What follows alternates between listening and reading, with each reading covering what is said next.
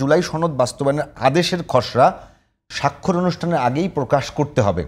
জুলাই সনদ বাস্তবায়নে আদেশের খসড়া জনগণের সার্বভৌম অভিপ্রায় অনুসারে সরকার প্রধান হিসেবে প্রধান উপদেষ্টা অধ্যাপক মোহাম্মদ ইউনূস জারি করবেন।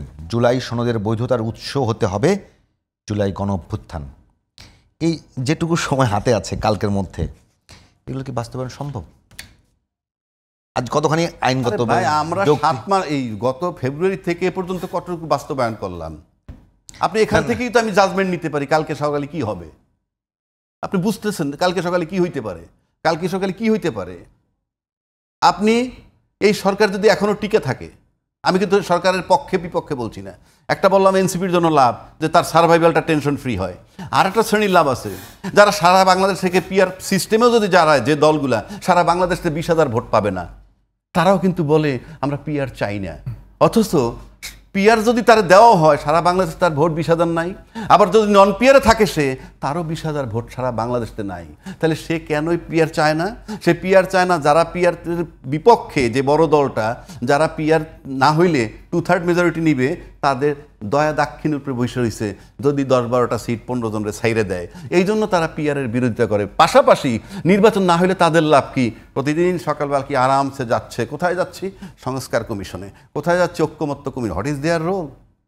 But it is charming. But সংখ্যায় 30টা দল। এমপি না হয় এমপির মর্যাদা। এমপি কেন? আপনি আরো ক্ষমতার অংশীদার।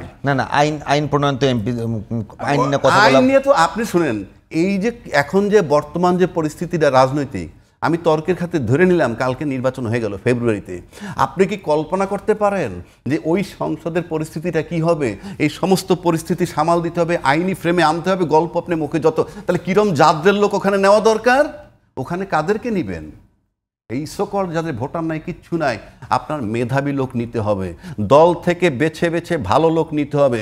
দল সামাল দিতে পারবে না এই পরিস্থিতি, আমি বলে দিচ্ছি, যেই ক্ষমতায় যাক সামাল দিতে পারবে না।